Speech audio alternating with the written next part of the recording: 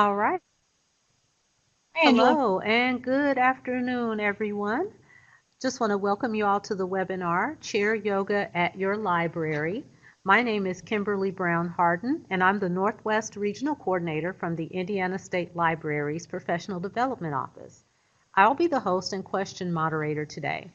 Our presenter today is Mary Schons, Head of Information Services at Hammond Public Library. She has been a library. Oh, sorry, Kim. I'm at a different spot Okay, now.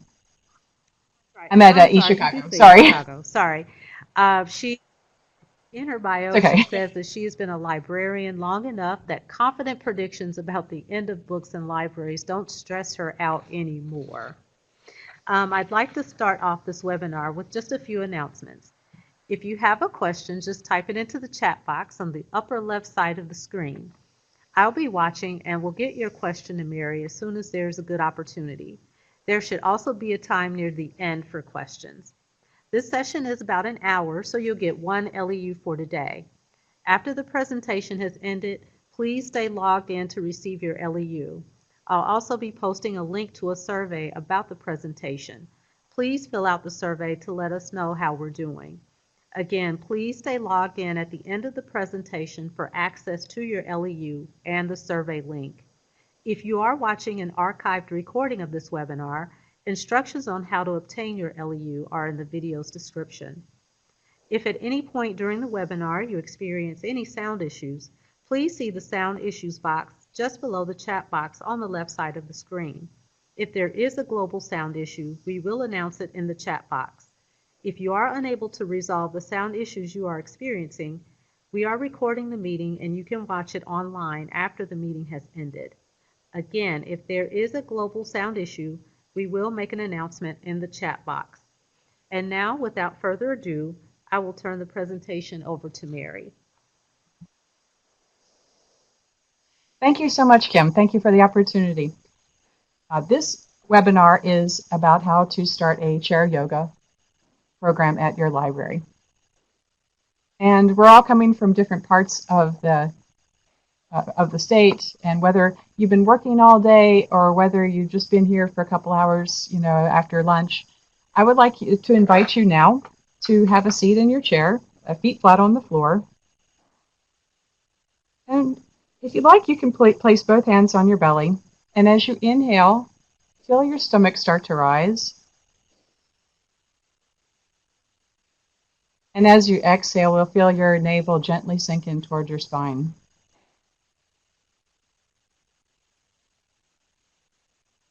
And when you're ready, you can place your hands flat on your lap.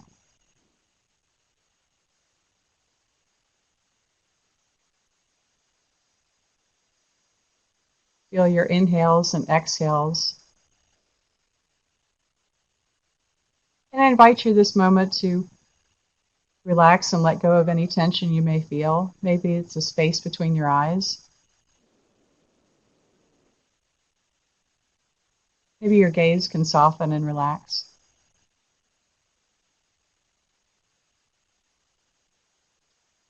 Relax your jaw. Teeth are no longer touching. We'll tuck our chin in just ever so slightly so that the crown of your head lifts up just a little bit. Your shoulders drop away from your ears.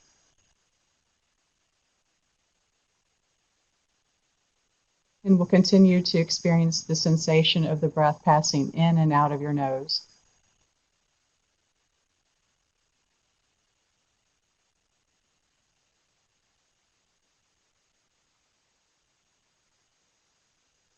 And with that in mind, on our exhale, that's available to you anytime that the reference desk gets to be a little bit too much. So we'll go ahead and get started with the chair yoga part of the webinar. I wanted to remind you too, if you're looking for other yoga programming for yourself, Megan Alexander did a really great webinar a couple of years ago about yoga for kids. And I remember watching it and thinking, this is really great. And I wanted to see something more about seniors. And I'm like, oh, well, I teach chair yoga. I teach yoga for seniors and adults. Maybe, and then I presented it to Kim, and she was really enthusiastic. So here we go. First of all, what is yoga? Yoga is a word that talks about union. It's the melding together of the mind and the body. Practically speaking, it's linking together your mind and your body using your breath.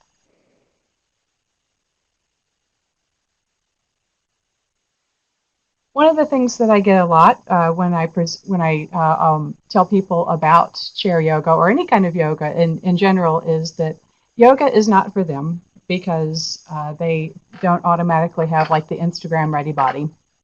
And trust me, I don't either. And I don't really think it's really not really that all that good for you. But there's this idea that we have to be really good at it first before we start learning how to do it. So it's a little bit backwards, and you have to kind of be patient with folks and remind them that you come to yoga to get flexible. That yoga is for everybody, everybody. What do we mean when we talk about yoga? Yoga is, and I'm no stranger to this too. When I first got involved with yoga, my first experience with yoga was through the postures, through what we think of as the movement. They're called asanas. Asanas are just one part of the 8 limbs of yoga. There are yamas or restraints, which deal with nonviolence, truthfulness, don't steal, everything in moderation, including moderation, and non-attachment. Then there are niyamas, which are our observances, cleanliness, contentment, discipline, self-study, and devotion. Now we're getting into asanas, or the postures. And so there's a whole range of movements, there's a whole range of experiences that are also yoga that we don't typically think of as yoga in the Western world. But pranayama, absolutely, that's if connecting breath to movement is essential in a yoga practice. Hello, Angela.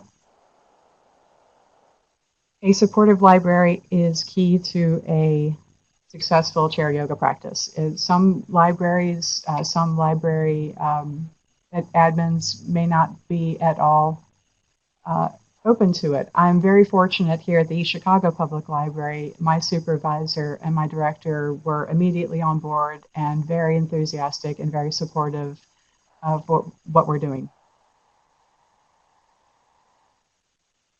Okay, and after you have a supportive library, what should you use in your yoga practice? I like to connect people with their yoga practice by connecting them with the breathing. Everything flows out of the breathing that we're doing. Start with the breath, start with relaxation, get us in the zone to where we can link our movement to our breath. And I always end with final relaxation or breathing while we're in our chair. And when you're doing floor yoga, sometimes it's called shavasana. But we just relax in our chair and breathe. Okay, between steps 1 and 2, there's a whole range of things that you can do. There is a small link here. Don't stress about it. I'll share this presentation. Well, this will be archived, and you can come back to it at any time. There is a link to a sample chair yoga routine that you are welcome to. If you miss it, don't worry. You can always come back to it, or I can email it to you. So after you get grounded with your breath, I like to start with the same warm-up routine every time. The reason for that is that you can feel the differences in your body from day to day or week to week. At the library, we do these the second and fourth Saturdays of every month at 10 a.m. So we'll connect our arm raises. Inhale, arms come up. Exhale, arms come down. If your shoulders are feeling a little tight, you can always bring your arms out in front of you. The important thing is to link your movement to your breath. As you inhale, do rope climbs. Inhale, reach up. You can either look straight ahead or look up at your top arm. Exhale, bring the arm down. to your lap or to your side. Repeat on the other side. Forward folds. Inhale, nice and tall. Reach up through the crown of your head. Exhale, hinge from your hips. Nice long flat back. Inhale back into center. And as you exhale, you can run your hands down the front of your legs, just as far down as you can go with a long flat back. And then one of the things that I love to do is it's a really fun icebreaker in any class I do, is on your exhale, you can also do something called lion's breath. And my friend and yogi, Nancy, is demonstrating that very well on the right-hand side of your screen. And from here, we do goalpost arms, opening our chest. And chair twists. From here, from the goalpost arms, exhale. Left fingertips come down to or towards the block. Right hand comes to the waist. Inhale up for the twist. And you can look over your shoulder if that feels all right in your neck. Exhale, both hands come down to the block. Inhale, both arms come up. And exhale, this time the right hand comes down to the block, or the opposite hand comes to the block. Opposite hand comes to the waist. Inhale and look over your other shoulder. And then do that a few more times following your breath. After we wake up the top part of our body, then we work on waking up the bottom part, waking up the feet.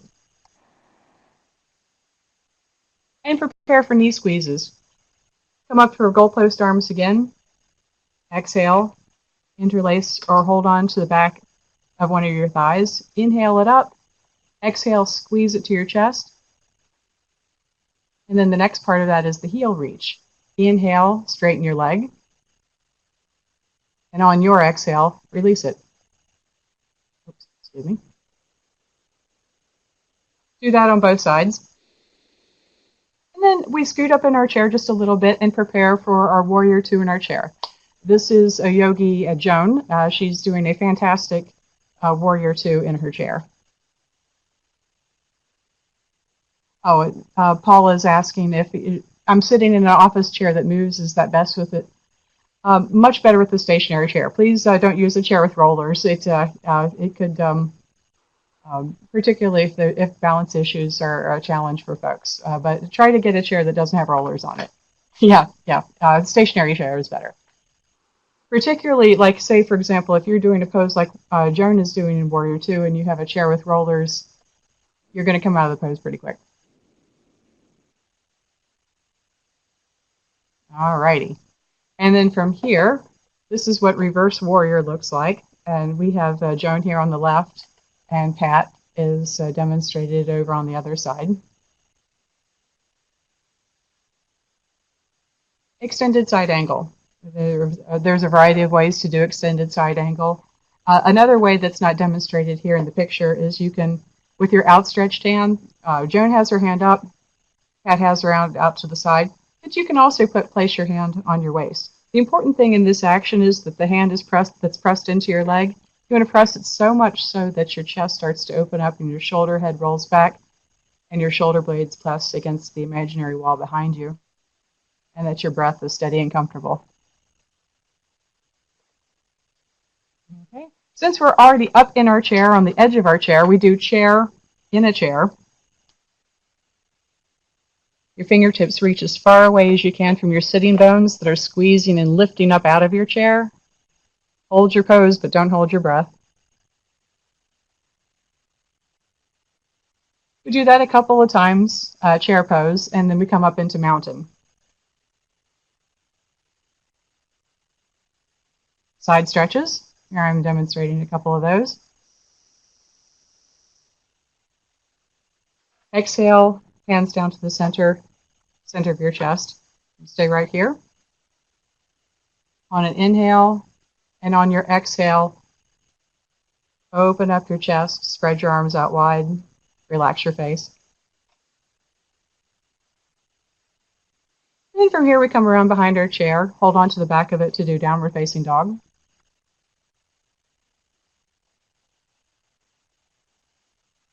Inhale forward for plank, shoulders down and away from your ears. Once we do that a couple times, look up and step up and prepare for tree pose. Here, Jonah is demonstrating with tree pose, the heel over top of the ankle. And then I also invite our yogis to hold on to the back of the chair, and then they can practice placing the sole of their foot on the inside of their calf. We do that first on one foot and then the other. And then I invite them to grow their tree if they wish, or they can keep their hands down, hands at heart center, thumbs at the center of their chest. Or one hand could hold on to the chair, or both hands can hold on to the chair. That's fine too. From there, you can do a cool down routine. It's basically it's the warm up routine in reverse. Mountain, chair. This time I'd like to do leg and arm raises, particularly if I'm doing this program at a retirement home. Leg and arm raises are really great. It's an unusual pose that kicks the brain into gear and makes you do things that you're not used to.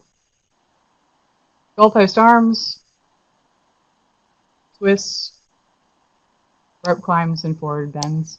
That takes you back through the warm-up routine, and then you also have the opportunity to see how your body feels now that you've exercised it out. This all prepares us for the final relaxation. What I'd like to do is eye cups. If you're wearing glasses, go ahead and you can take your glasses off. And you can actually demo this right now, particularly if you're not at a public desk, or even if you're at a public desk, that's quite all right too. Take your hands and rub them together nice and briskly. And then when your hands are nice and hot, take them into small cups and no weight on your eyes. Place them over your face. Feel your gaze start to soften. Feel the muscles all around your eyes start to soften and relax. And then with one hand, go ahead and then I'm going to move actually keep both of your hands on over your eyes. And then your pinkies are right there in the center of your forehead. And I invite you to go ahead and take your pinkies and rub them right in the center of your forehead right between your eyes. Your first two fingers find their way to your temples. Give them very small, gentle circles. And then your thumbs just find their way right naturally underneath your ears, right under your earlobes, and you can rub down along your jaw. Exercise that out. Take your chin, move it to the right side of your body. Your left hand comes to the left side of your neck. Go ahead and rub out the side of your neck. You can go in long strokes or in little circles.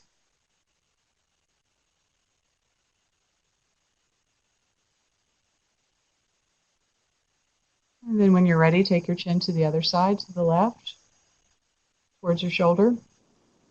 Right hand massages out the right side of your neck.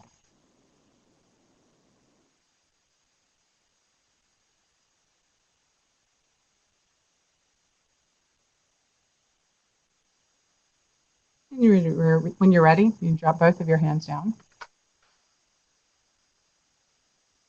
Hands end up flat on your lap, feet flat on the floor.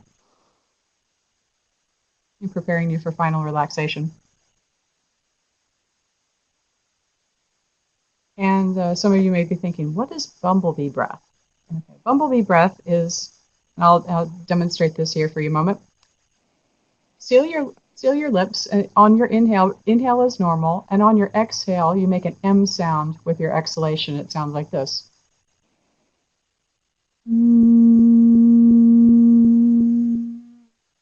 It's the om, the om sound. Except I'm trying to. The point of this is to use the sound to relax your body, and I don't like for people to feel like they're doing something that's counter to maybe their religious beliefs, because it's not that's really not my aim. The aim is to use the sound to relax your body. And as you inhale it on your normal breath and exhale out as an M sound on your exhalation. And if you have several people in class, you have this wonderful sensation of there's a happening over here and a happening over here as people are following the sound of their breath. And as they continue to do this, the M's get longer and longer as the exhales get longer and longer and they get more and more relaxed. Okay. Things to avoid in senior populations. I am not a medical professional, and I will never pretend to be a medical professional to anybody. That's not what I'm here for. There are things that I tend to avoid, particularly in a floor yoga class. If folks are in a floor yoga class, it's very common for us to do something called cat-cow. As you inhale, drop your shoulders down, lift your chin, and as you exhale, you push up and arch your back. As we get older, there's something called kyphosis, or hunched back, and we all tend to, as we get older, you kind of see it in older folks, or maybe not even so older folks, the back starts to hunch. And we don't really want to exaggerate that in senior populations because we're kind of already doing that already. We're already flexing the spine. And a lot of what chair yoga and yoga for older populations tries to do is to extend the spine and open it up. So I do a lot of what in other yoga classes they call heart openers, where you're opening and expanding your chest. Thank you, Heather. If they ask me questions, there are some things that I may be able to answer, but when it comes to things like medically, when all else fails, really consult their doctor. That's really the best thing to do here. Do you need music? I do not like to play. This is a personal preference of mine. I don't like to play music during the beginning and ending breath parts. I like to turn the music off so people are focusing entirely on their breath. Midway through, after that's over and we're doing the stretches and the spinal, and when we're warming up our spine, I like to play instrumental music. I don't tend to play things that have any vocals in them. Vocals are distracting. YouTube has a lot of channels that just jazz for a rainy day, or work jazz, or bossa nova, or whatever kind of music you like to listen to, and it goes on for hours. And you could just play a little bit of that if you have it. There's plenty of I like simple piano instrumentals. That seems to work pretty well. I will never be a DJ, so that's putting together intricate playlists is not really my thing. That's not really my focus. So I wouldn't really stress about it. Okay, so for yoga props, if you want some, here's a couple of them. Tennis ball massagers. Before we start with the breathing, actually, there's you see here you have a sock that looks like a kind of a lumpy little sock there. It's got 3 tennis balls in it. This is kind of difficult to explain without demonstrating this to you, but you can take that tennis ball sock, take it vertically, so it's facing up and down, perpendicular to the floor. Take that sock and smush the roundest part of your tush against the wall, and the tennis balls are right between your tush and the wall. Rub that from side to side as hard or as gentle as you want to massage out your glutes. You can also take that sock, move the tennis balls apart so that they're not putting any pressure on your spine.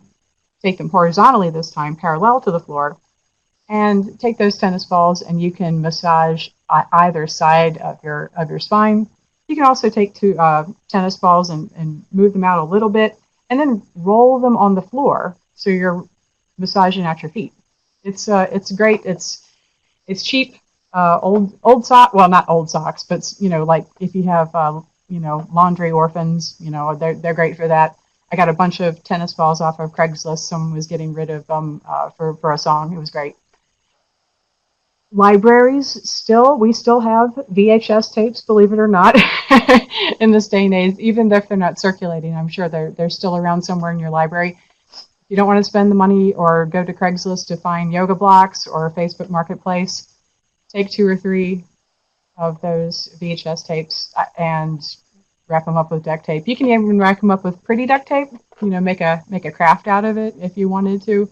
I got this idea from Jessamine Stanley. She has a wonderful book called Everybody Yoga, and it's fantastic. There's a picture of her on the front cover doing mermaid pose, and it's just a great book.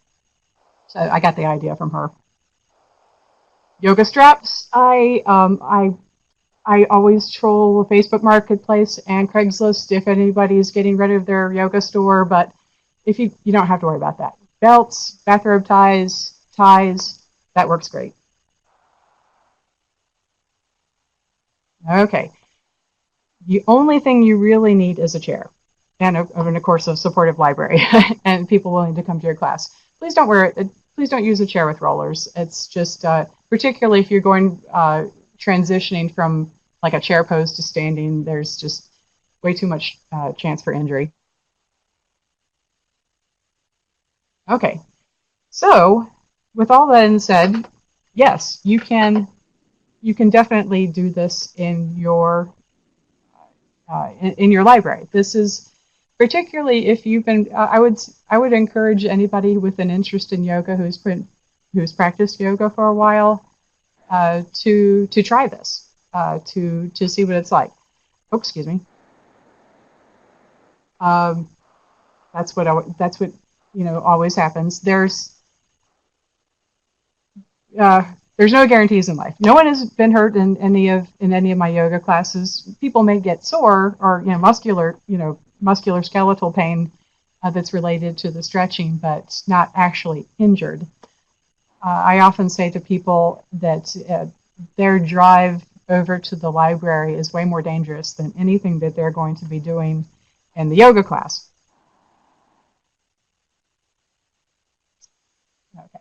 So having said all of that, the library, and I do agree with this, it's always a good idea to cover your bases by having a liability waiver. And at the link, there is a sample one for you to do.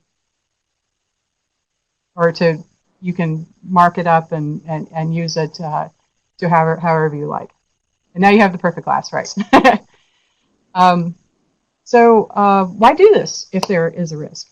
Well, there's also a risk to not doing physical activity too. There is this is a wonderful opportunity for seniors or for older adults that maybe have some physical limitations. You can still do yoga. There's also a risk of not doing yoga. I want to go back to something I said a while ago about you doing this. A lot of folks, a lot of places, if you go to, if you go to the YMCA or if you go to your local fitness club, they're going to want to see a 200-hour, at minimum, a 200-hour certification and a CPR certification. Making sure that you're CPR certified. And you're going to need all of that if you want to work as a yoga instructor. However, if you're doing this for your library, Yoga Alliance can't. They're a registration organization. They're not actually a formal accrediting body, and that's not a slam on them. That's just how it happens to be. So there's a lot of maybe misunderstanding that Yoga Alliance is a formal accrediting body, but it actually isn't. If you have an interest in yoga, this is something you can absolutely can do at your library if you have an interest in this. Okay. And the benefits, in my opinion, as a yoga instructor and as someone who's taking care of her health, the benefits are wonderful. Better balance, better bone density, all of that. You can find the benefits of yoga if you're trying to persuade your library admin or your board to go to medlineplus.gov and look up articles about yoga, look up recent studies about yoga. Okay, things to keep in mind in a yoga class.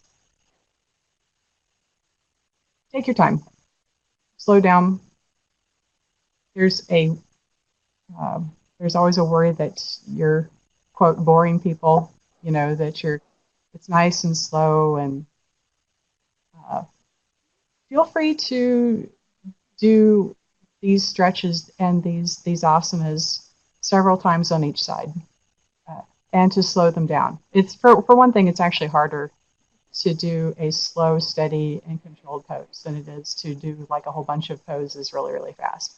And that's really good for your body anyway. I've been doing a lot of talking in this. Resist the urge to talk during that beginning relaxation exercise that we did at the very beginning. That is way more talking than I would ever do. Usually I just would say to our yogis, and we're going to meditate for 2 minutes. And we sit there. And at the end of 2 minutes, I gently turn on the music and we go into our routine. Resist the urge to talk in the open spaces. Is it real yoga? I did see someone down here says, I have always wanted to try something in my chair. And in parentheses it says cheating. So chair yoga is not cheating, I swear. It's yoga is linking movement to breath. Yoga is also keeping a clean house. It's also practicing nonviolence. It's also becoming aware of your breath. It's meditating every day. It's there's all kinds of. I had a yoga instructor once. She had a shirt on that said, "This is yoga." I just love that. What we do, it's an intentional way of moving through the world, and I feel like particularly with chair yoga, I feel that we are coming to the heart of what we're doing instead of seeing how much we can stretch our hip joints and how crazy we can get in our shoulders. Instead, it feels fundamental in a lot of ways. You know, you are linking movement to your breath and noticing how your body feels, and noticing how your body feels on both sides. I know when I first got started with yoga, I wanted to do the craziest stuff. I wanted to do the fullest expression all the time. And the longer I do yoga, I think the more at peace I become with my body. And the wonderful thing about doing chair yoga with your patrons is that a lot of times you'll be working with older populations. They are very in tune with their body, maybe sometimes a little bit too in tune with all of the aches and pains. And yoga is actually a wonderful way of getting them in tune with all of the ways that your body can surprise you as well. When your yogis have been doing yoga for a while, they will notice better posture. They'll notice greater strength and flexibility and better balance. Recommended reading. I really love the American Yoga Association's Easy Does It book, Easy Does It Yoga. Susan Piver's book, Start Here Now, is a wonderful book, very short and just awesome book about meditation and incorporating that into your yoga class, which I highly recommend that all of us do if you're going to do a chair yoga program, even if it's just for a couple minutes. I think it's just absolutely essential to create the right mood in your program. Sherry Zach Morris does some really great YouTube videos. And thank you so much. And I want to open up the floor to any questions that folks may have.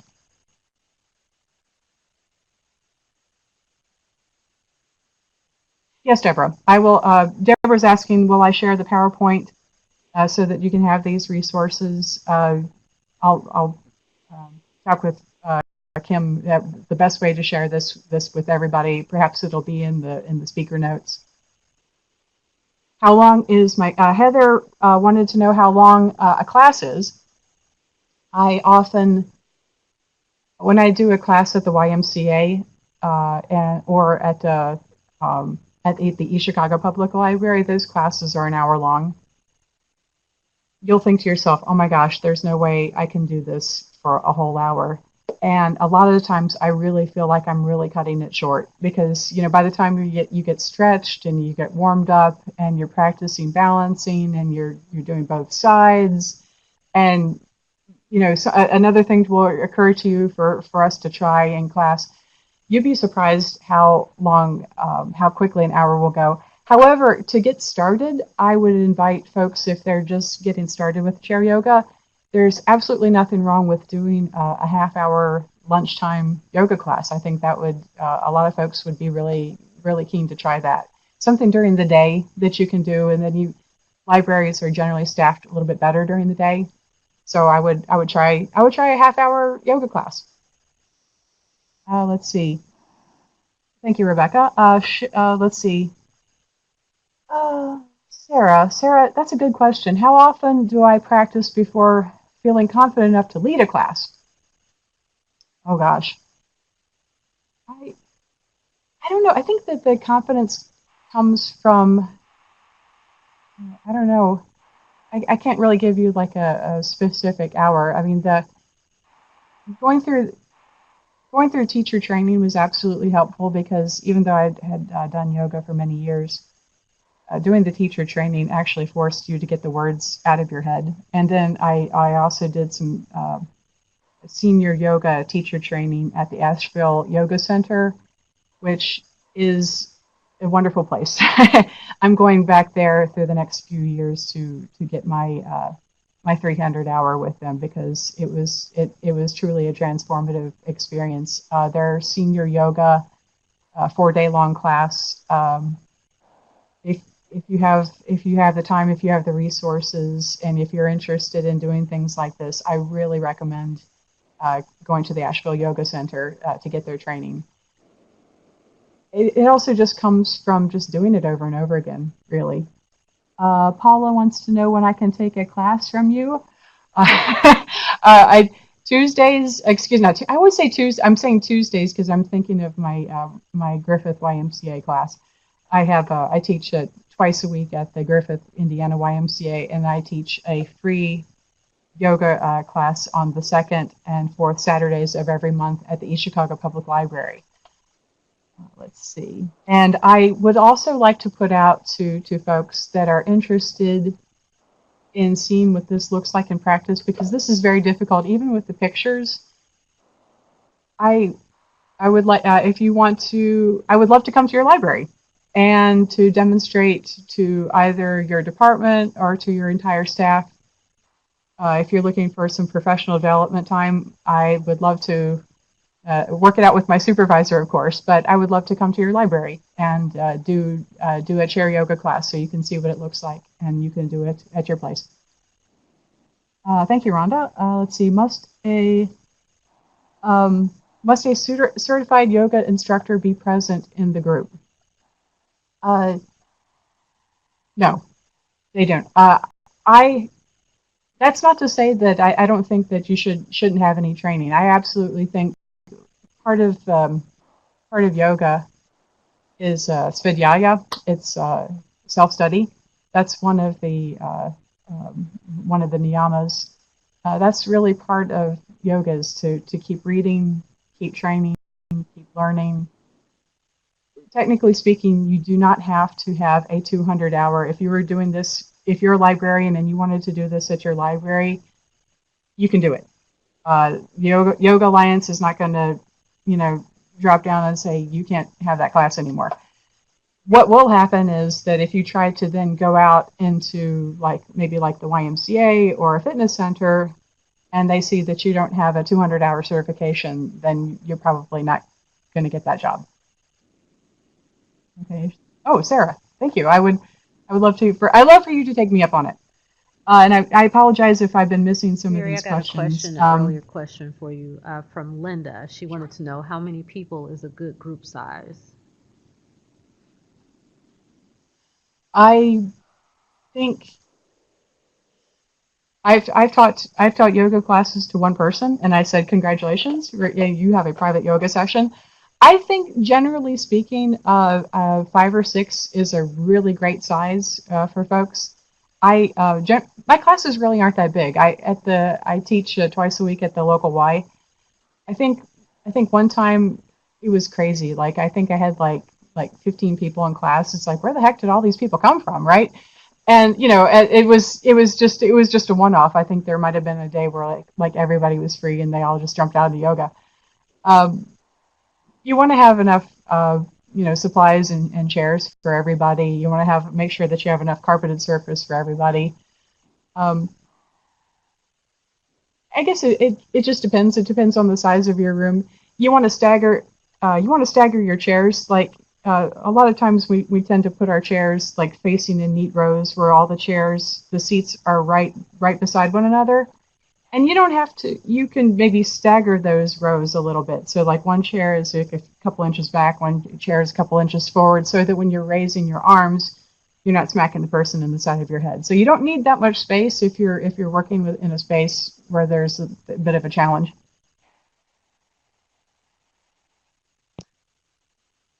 See, could you share the link with example class again? You mean, oh, like the sample postures to do? Angela.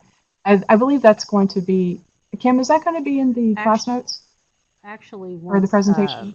if you send me your PowerPoint, I'll add it to our slide share, and then I'll send the slide share along with the recording link.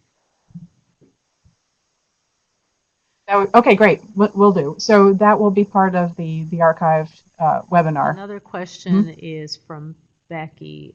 She wants to know, how do you find instructors that won't charge a fortune? Well, one of the ways that you can do this, one of the ways to avoid being charged a fortune is if you have an interest in yoga. This is something that, and you've taken yoga. This is actually something that you can do. If that's not something that's part of your wheelhouse and you really don't feel comfortable with it, don't do that.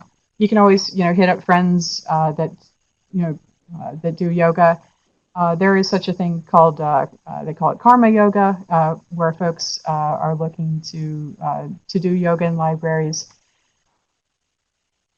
You tap into your friend network if you're looking for folks. Even if it's just it is a good idea to pay folks for their labor, and for a lot of yoga instructors don't charge that much generally, but if you wanted to have a regular program, that does become a budget issue. So this is actually a program that is doable for librarians with an interest in yoga and in teaching.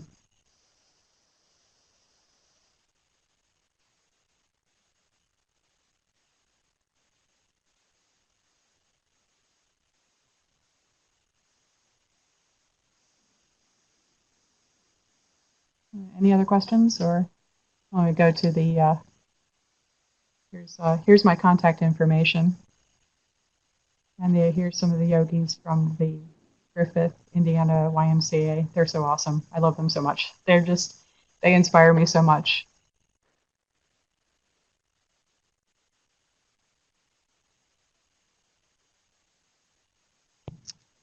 Also, those of you that are still here and you need your LEU, I'm going to bring up the LEU.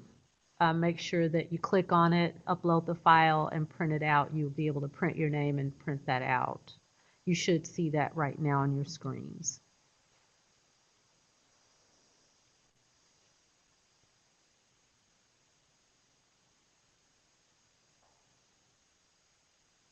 Thank you so much for the feedback. And if you have any questions or if you think of something later, by all means, hit me up, text me, send me an email. I'd love to hear from you. Any questions that you have. Namaste, Heather. Thank you.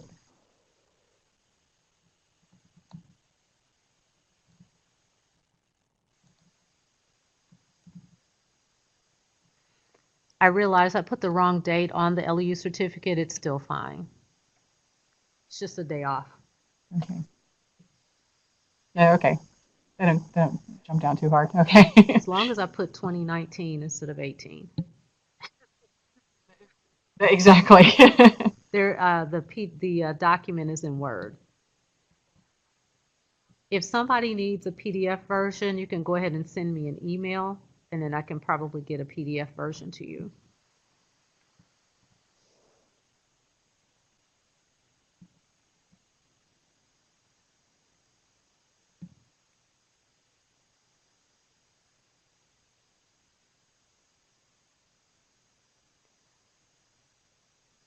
Well, Mary, I just want to thank you so much for doing this and sharing your knowledge and expertise with us this afternoon.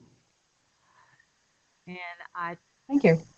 yeah, Thanks for inviting me to do this. thanks It's a real pleasure. for attending today, and I do hope that you all enjoyed this webinar. Hope you all had some ideas to take back with you.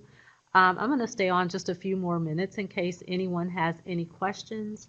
Again, if you need the survey link, I will put that into the chat box for today's survey. And also, I think somebody said they needed my email address.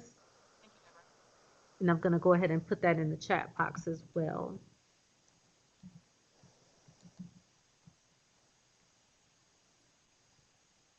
And thanks to everyone, and have a great afternoon. I have to admit I did some of the breathing exercises and I feel so much better.